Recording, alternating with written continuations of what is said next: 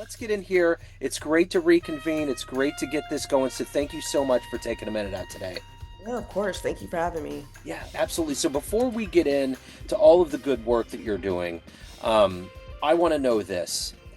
Looking at the calendar now, mid-March, 6 years ago, this pandemic was changing our lives, hmm all of our lives in very various ways. How did you get through the coronavirus era, and how has it affected the way that you write, help people to live their lives and live yours? Yeah, so I'm an introvert. So I was like, this is scary and I love being home. But I think that it showed us two things. One, that like the essence of humanity and wanting to come together is innately in us all. But two, some of these systems that like we're so used to, so like, oh, we have to work a 40-hour week. Those became like more dispelled, like, oh, I don't need 40 hours to do my work. I might need 20 hours of hard time, but like what does life look like now outside of spending 40 hours of my week to do something that doesn't take as long? I think that was like a light switch that went on for a lot of Americans. And so for me personally, I continue to challenge like what are these systems that we've been taught, but what actually works for you? And that's been a huge difference between, maybe before 2020 and now, which is like, hey, we don't have to subscribe to all these structures and systems because most of them aren't efficient. So what works for you? So let's get into what you do on a daily basis. I'm going to put you in front of 13-year-olds. It's career day, and one of the kids just wants to know what you do for a living. How do you answer them? In the most basic sense, I help people fulfill their dreams.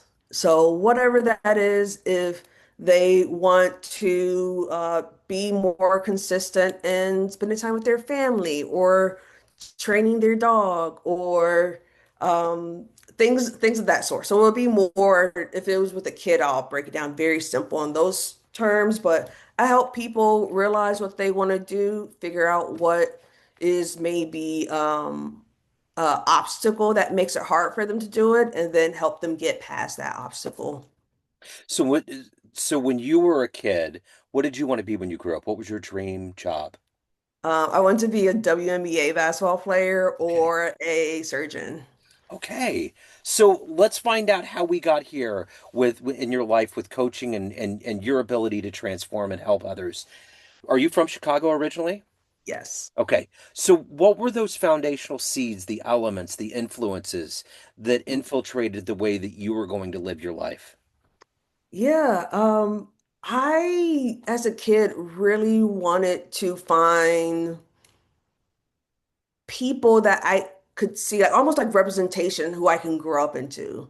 Um, as a black queer kid who didn't know I was queer yet, I think everyone grows up and want to see people that look like them, and who's thriving. But I've also always been like a caregiver. I have an older sister, I have a little brother, and my dad was deployed after 9/11. And so there was a lot of me kind of, I've always had this innate need to make sure people are okay and people succeed. Even my grandparents, right? I used to clip my grandfather's nails.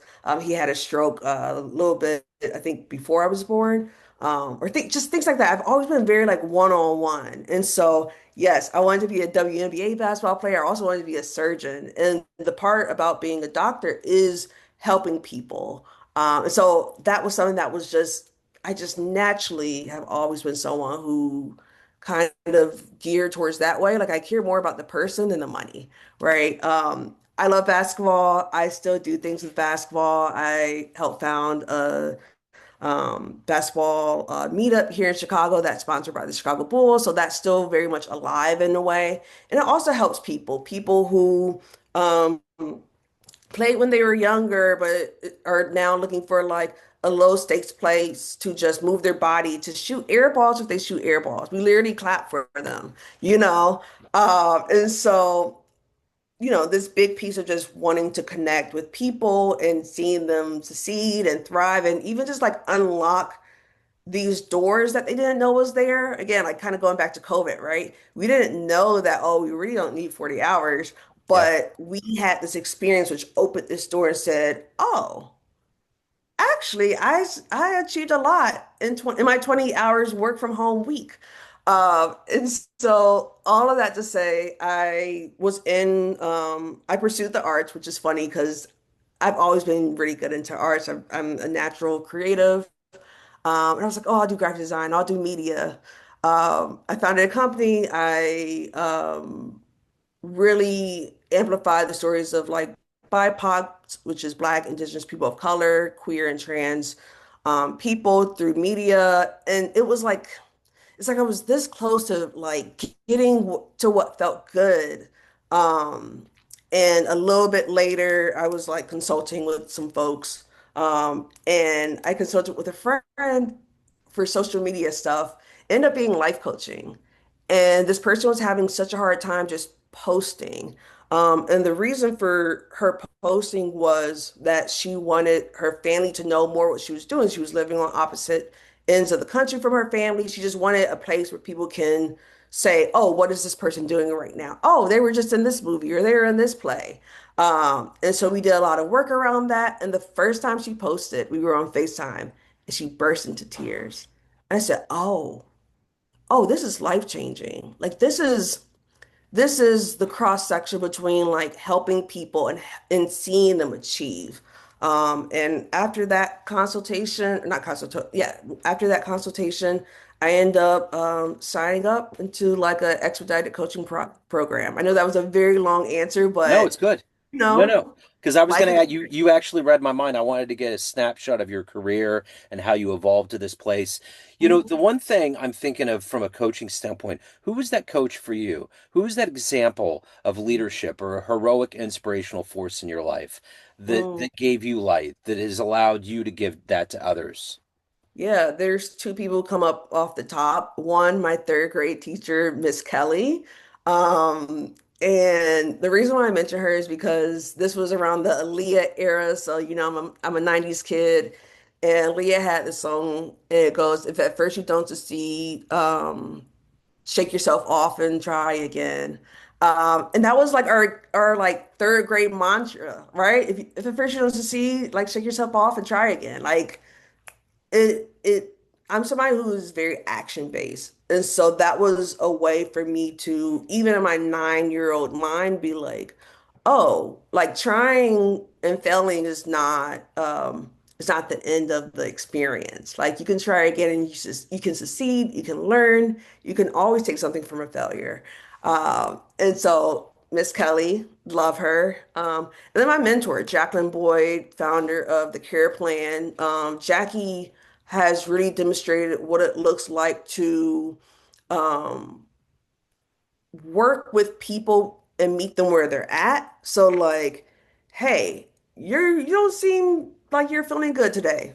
Take the day, take care of yourself, right? Like how to see people first versus yep, you got to come in and work, right? How to Yep. see people's humanity. And so I very much adopted that in the way that I supervise people or when I have contractors I'm working with. Like I care about you as an individual before the work, right? Because I trust in your expertise and your ability and what I've seen that you can do what I've hired you for. And you can't show up 100% if you're battling the flu or if you're having a bad mental health day. So, Jackie Boyd and Miss Kelly, absolutely. Right on. So, you know, I think about the history of America with presidents that I've seen. I'm 53 and I've seen a lot of progressive regimes. Obviously, Obama was very progressive in a lot of ways, and we're living in the Stone Ages now, and there's a lot of rights that are getting repealed. Mhm. So, and you know, and there is a lot of grenades getting lobbed at the trans community that's just not warranted. Just Yeah. totally noise that doesn't need to be happening.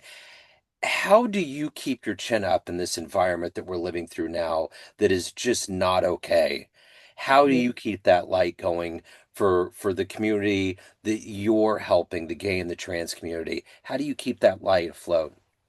Well, I think for us, one, the light, it has always been there. It's there in general, right? This is not the first time that the LGBTQ plus community has been targeted, or villainized, or any of those other things, right? Queer and trans people have existed since the day of time, right? When we think about the Native American or indigenous cultures who have terms for this. I believe even in India, there are terms for non-binary people and it's celebrated, right? And so the great thing about having representation and having people who share same experiences and identities with you is that you all can become a community and like celebrate together, right? Grow together, like be triumphant together, right? And so, especially when we're talking about groups of individuals who um, have historically been sought after in negative ways. So to answer your question, the first thing is like we're resilient. Like we've been here, we've been doing this. We have found joy and continue to have joy in our spaces, right?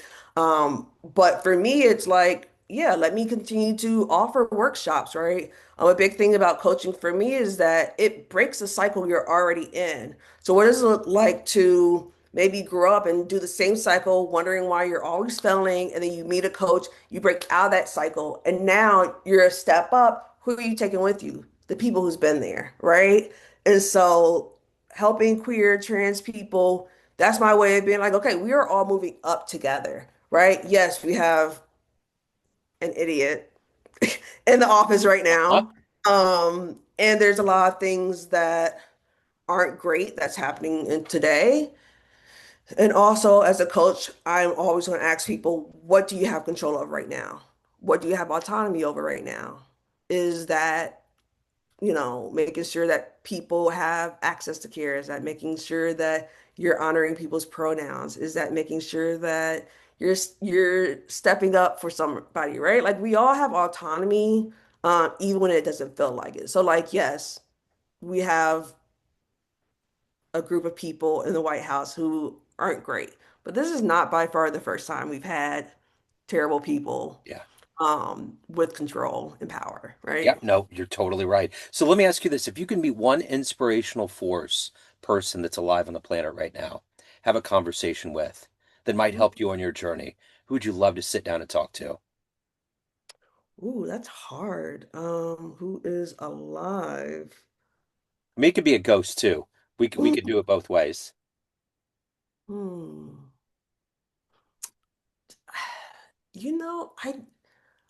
It's funny because I think I'm trying to like think about all my identities and all the things I want to achieve in life.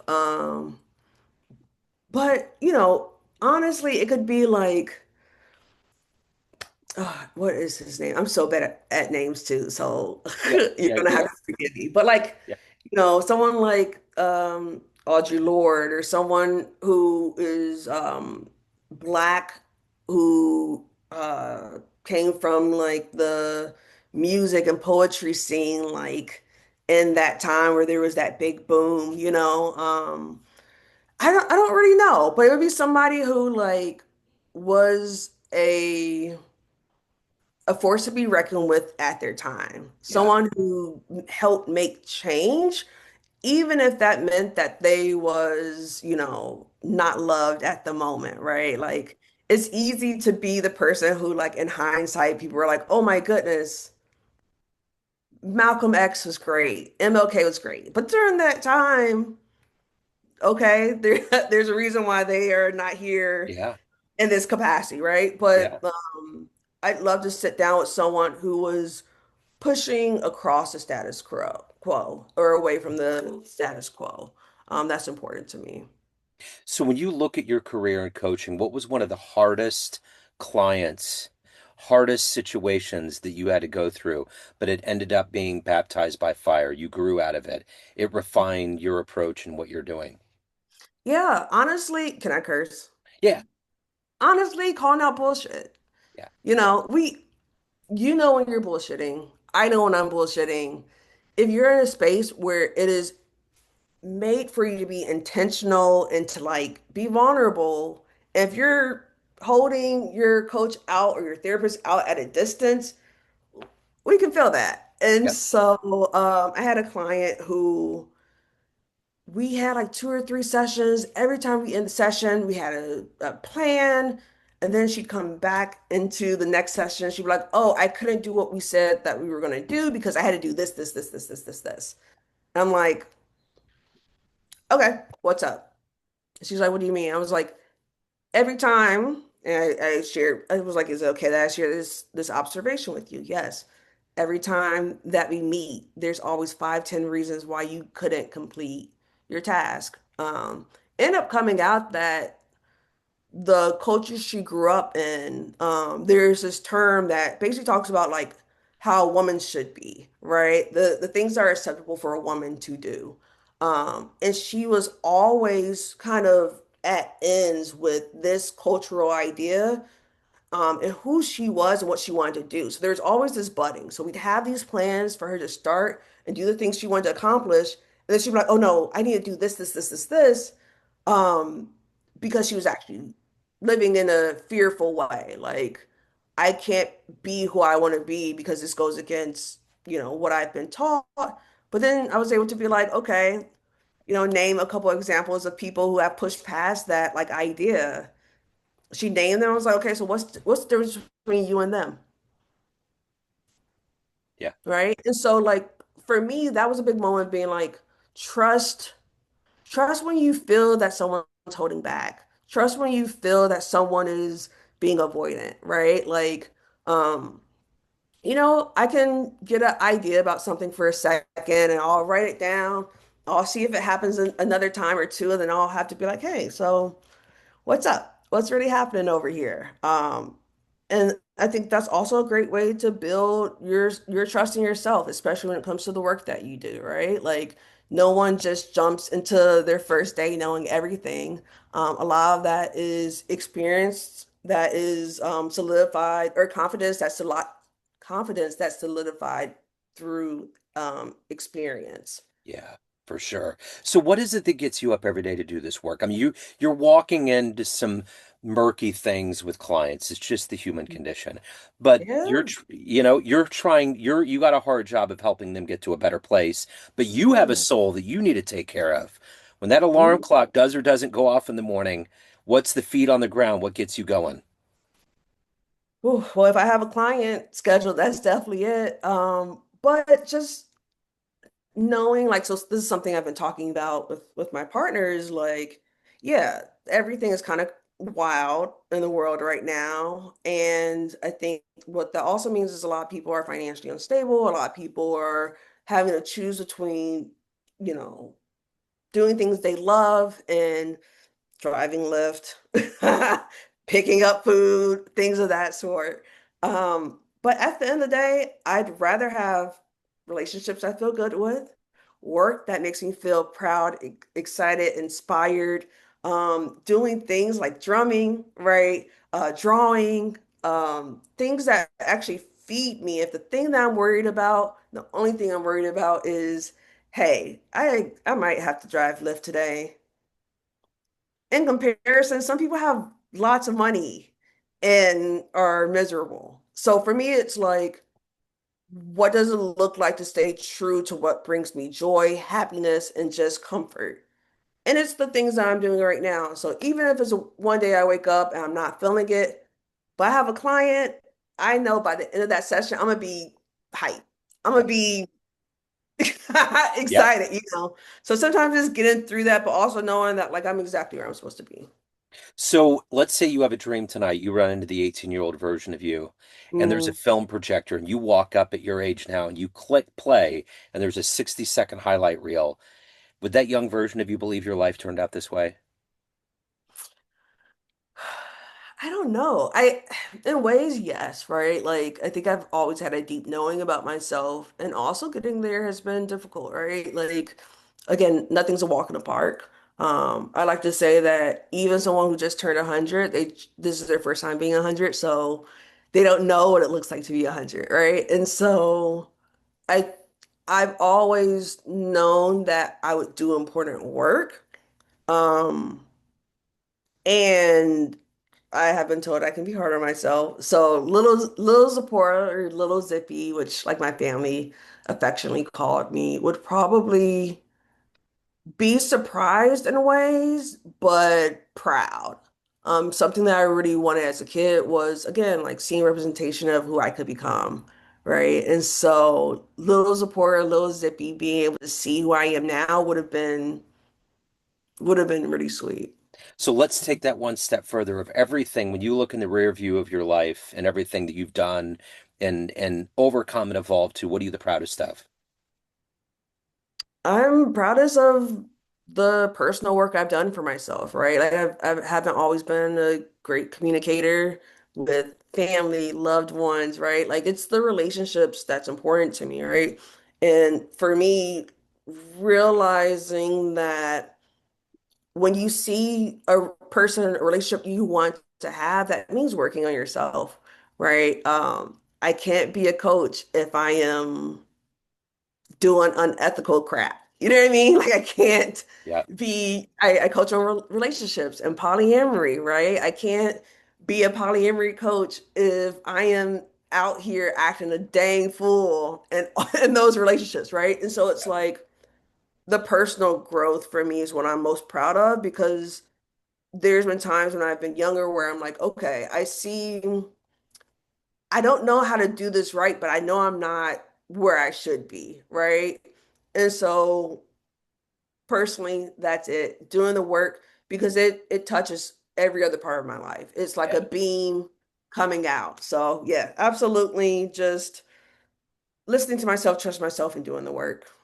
So at the end of the day, everyone has a perception of you. Family, friends, clients, all these Mhm. different pockets, but you run the show. What's your perception of you? Who do you think you are?